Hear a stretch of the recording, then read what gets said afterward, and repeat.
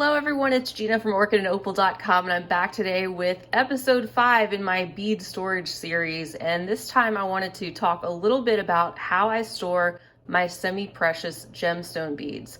Now you'll see most of them right here in front of you in these flat containers, and you may recognize them. I shared these containers in the crystal storage video that I did. These are the same ones. They are 11 compartment little flat snap top storage containers from my local Dollar Tree, and they also sell them online. So everything that I'm going to show you today that I use, I will also link to different products down below.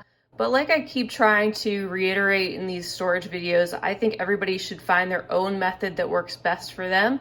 And try to use what you have if possible. You may have things already lying around that you can use for storage purposes. So over time, I have found that this system works the best for me. And I know it's not going to work for everybody because we're also different with different materials and needs and all of that. But I thought by sharing how I store these, it might spark an idea for you or just give you a little bit of a visual as to what my gemstone bead setup looks like behind the scenes. So this is the bulk of them. I do have some on the wall shelf storage system that I've shared, and I'll show you that at the end. But as you can see, I have these containers stacked up. They're labeled on each side, so it's easy for me visually to know exactly what I have, not only with the labels, but also with the fact that the storage containers are clear. It's easy to see through. And I have the containers alphabetized. So starting with aventurine and going all the way down to the T's over there on the right, with the tourmaline and turquoise would actually go at the bottom, but I've pulled that out just to give you a visual of how that looks from the top. Now, I don't work exclusively with semi-precious gemstone beads at all. In fact, I work more with glass beads, and these supplement that, but also I will pull them out a lot of times when I'm doing more bead stringing. And there's two factors I also like about these containers that help me with designing.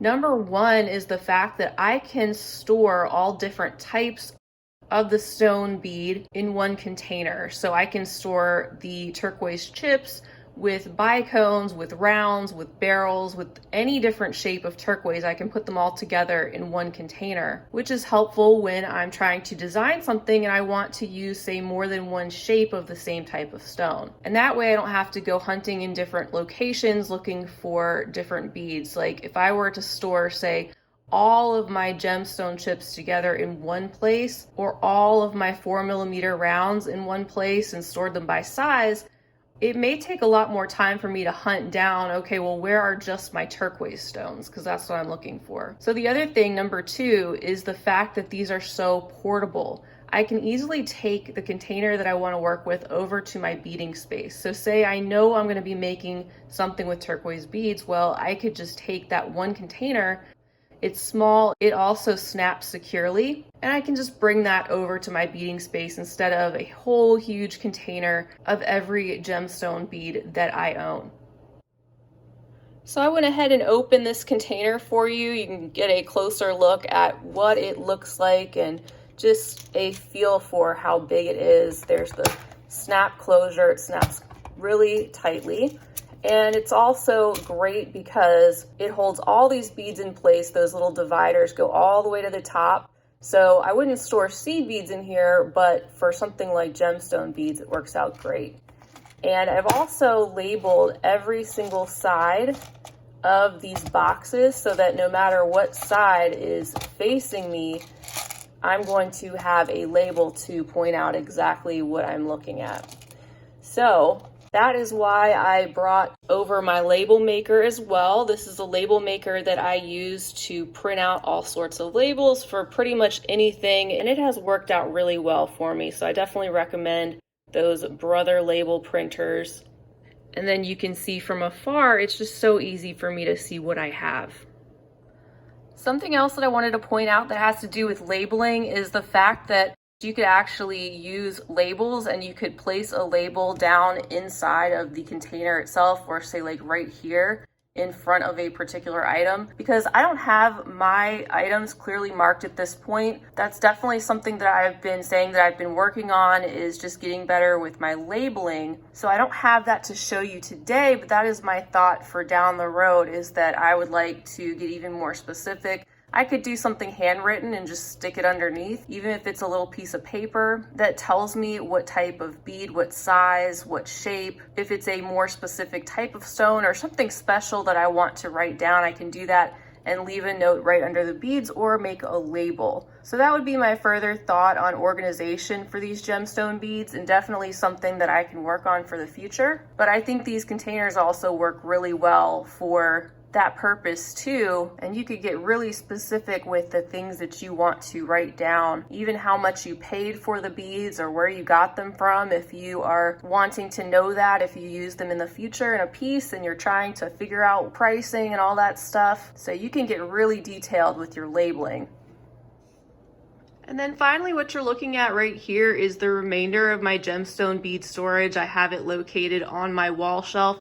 This is some of my overflow, but for the most part, like the whole bottom row is pretty much agate beads. Since I had so many agate beads, I didn't want to put them in one of the little containers. I'd have to use a lot of containers. Now I could have done that by color, but I didn't have extra containers to do that. However, I did have extra space on my wall storage unit, so I utilized some of the rows for that. And I have lined up the agate at the bottom there by color. And then on the second shelf from the bottom, that is more for my dyed jade beads in particular. And then I have a few other types as well. I'm in the process of trying to get some more of those clear storage containers so I can stack up a few more. So in the meantime, that's where the rest of my gemstone stash is held. And it's also very visible, which is what I want for the pricier beads. I don't want to forget that I have them. And I'm a very visual person, so I probably would forget if I didn't see these things on a regular basis. Plus, they're just really pretty to look at. I just enjoy looking at these beautiful colors, and the beads are just part of the artwork of my wall. All right, well, that wraps up this video about how I store my gemstone beads. I hope it was helpful for you and just gave you kind of an inside look at how that goes for me. Maybe it gave you an idea as well. But also, if you have your own method of storage that works really well for you, feel free to leave a comment down below, because we can all learn from you. And since we all have different needs and types of spaces, maybe you can help somebody out with your creative idea. I'll leave links to these specific 11 compartment containers, as well as the label maker and the wall storage units and flip top containers I use as well, down below the video in case you're interested in checking those out. And I go into a lot more detail about the wall system and the flip top containers in my check glass storage video. So if you haven't seen that one or any of the other bead storage videos, definitely check them out. I will leave links to all of them down below as well. And I'll be coming back with more. I'd like to do a video on how I store my finished jewelry, also how I store my works in progress, and perhaps my stringing materials and tools and things like that. So I hope you'll stick around with me. If you haven't yet, definitely hit that subscribe button, because I'd love to have you back. And if you enjoyed this video, please feel free to give it a thumbs up. I would greatly appreciate that. Thank you so much for being with me today to check out another portion of my space. I'll be back again real soon, and until next time, I hope you have a fabulous rest of your day. And as always, happy beading.